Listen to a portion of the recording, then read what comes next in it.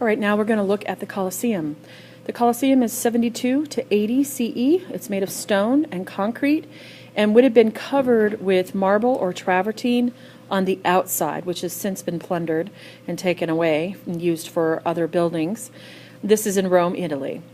A favorite form of Roman entertainment was going to the Colosseum for gladiator and combat fights with animal hunts. To be a gladiator was a job. It wasn't something that somebody did on the side. Oh, I think I'll go be a gladiator for today. It was an actual job that they were hired to do.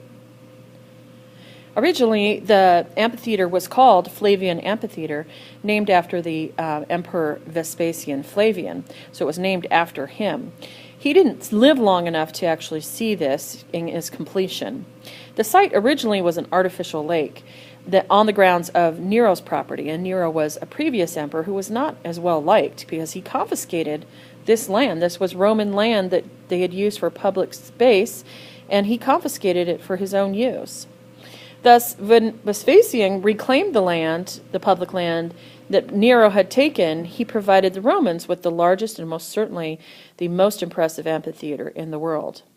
The Colosseum takes its name not from its colossal size, but because of its location next to the Colossus of Nero, which was a large statue, 120 feet tall, and it was next to the Colosseum.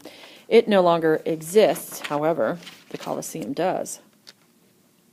The Colosseum was designed with a complex system of concrete barrel vaults and once held up to 50,000 spectators, although I have heard other specialists say that it was more like 70 to 80,000.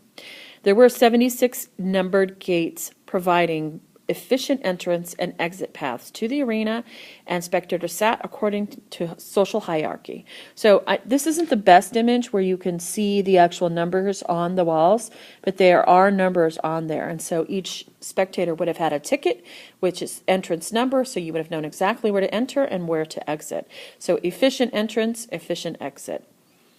Roman arches were mixed with Greek columns, and so on the first level we have what's called the Tuscan column, which is very similar to the Doric, but it's not. It's an actual Tuscan. And this is the Ionic column on the second level, and our third level is the Corinthian. So if you have a hard time remembering Tuscan, just think of Tuscany. This building is approximately 160 feet tall, which is equivalent to a 16-foot story building today. Here's the basement. And this is where the animals and the athletes and performers would have stayed and waited for their particular performance. Machinery was used, there was levers, and they had cages for the animals, and they had levers to be able to pull them up and then open the cages so that the gladiators or whoever was performing would have different areas all over the base of the ground where they would have these different cages come up and open.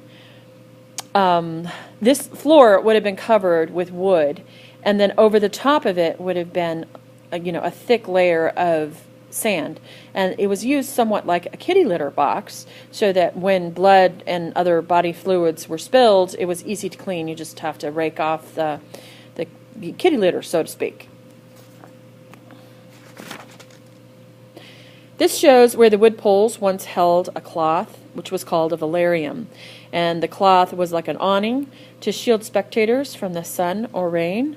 So here you can see the wood all here, and it would have gone all the way around, and then it would have been kind of like this, coming in like this, all the way around to shield people.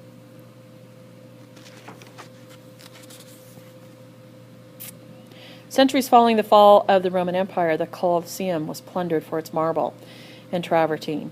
The metal fittings to build church, and the metal fittings they had up here on the top, I'm not sure exactly where, maybe way up here, they had these metal fittings all the way along that were decorative, and they took all of those things and the marble and travertine and used them in different Middle Age churches.